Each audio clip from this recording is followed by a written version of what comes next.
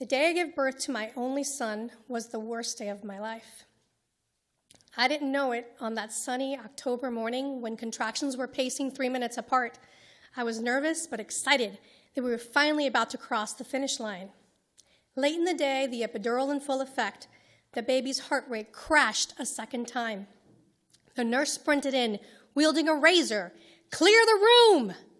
With wild eyes, I looked at my husband, afraid for our baby and how quickly things were moving. I was wheeled into the OR for an emergency C-section. And suddenly, he was here. But they rushed him away and something just wasn't right. Now here's what you need to know about me.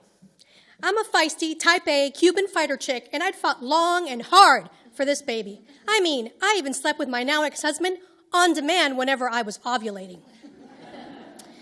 But I have something called endometriosis, which plugged my fallopian tubes. It caused not one, but 2 ectopic pregnancies, causing internal bleeding, and it actually nearly cost me my life. I was undeterred. I did IVF, I got pregnant again, but had a miscarriage. So my last shot at the brass ring was this lone frozen embryo. By now, you're waiting for the other shoe to drop, right? The embryo was transferred the week after my own mother died. Now I had to be the mother. Approaching 39, I was already of advanced maternal age with what they call geriatric eggs. Seriously, the time was now.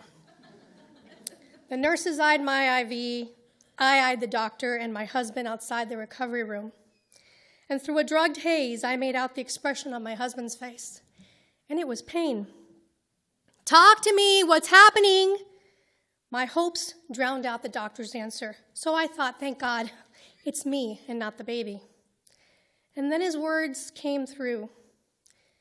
"We think the baby has Down syndrome." Time seemed to stand still as this whole journey toward motherhood flashed before my eyes. So like I said, I'm Cuban, which means I talk too much with my hands and I try to control everything, including this pregnancy. So I did every screening test in the book, 3 ultrasounds. And every time, though, the baby's femur measured a week behind, which can be a sign for Down syndrome. So at the 30-week mark, I asked again, "What about the damn femur?" My OB, "Look at you, you're 4 feet tall." And he was right. So I let it go. Well, almost. My sister's voice brought me back to reality in the recovery room. She pointed to my heart rate as it soared above 180. "Oye, if you don't stop screaming, you're gonna stroke." Yeah, she's Cuban too. So I caught my breath and I closed my eyes and I silently asked, "God, why have you forsaken me?" Late that night, I held my tiny son and marveled at his perfectly imperfect self. I wept because I had made him this way. I wept for the dreams that wouldn't come true, for a journey I didn't get, I didn't want, and was certain I couldn't handle. I wept because I would never know him without this diagnosis. But I didn't need to feel this way. I did because the way the doctor delivered the news, the way people stared in the grocery store, and the way the nurse predicted, he'll never be smarter than a 7-year-old. And then there's my favorite. God gives special children to special people. Seriously. At a friend's wedding, someone actually said, "That's so tragic." Well, he didn't die. I was busy juggling doctor's appointments, lactation consultants, early intervention specialists, and everything in between. It's not heroic or saintly. Welcome to motherhood. At our first Down syndrome community event, I brought my bravest face and my still outdated notions about Down syndrome. But there we were, surrounded by active, functioning people with Down syndrome. Talking to the father of a precocious 2-year-old, he assured me, I shouldn't worry. Lucas and I would have a special bond, especially because he would always live at home. With me?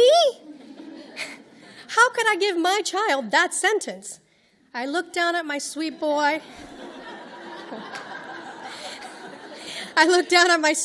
Swaddled in my arms and whispered, "Not you, little man. You choose. It's your path and your journey."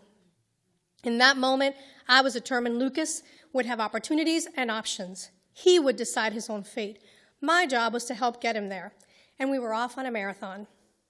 Lucas is now 9, and I wish I could say I've got it all figured out, but it's been messy and bumpy. Along the way, I advocate for him to learn alongside typical friends. I politely, most of the time, ask people to use people-first language. He's not a Downs kid. He's a kid with Down syndrome. And I point out it's never okay to use the word retard, because it doesn't matter that you didn't mean it that way. Words matter, and they can hurt. Sometimes it's exhausting.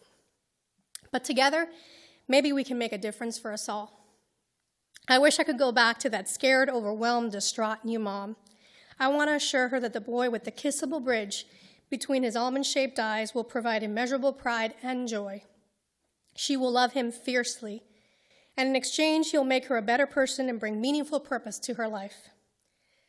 No, it won't always be easy, but he will be worth it. Trust me. The day my only son was born was the happiest day of my life. Thank you.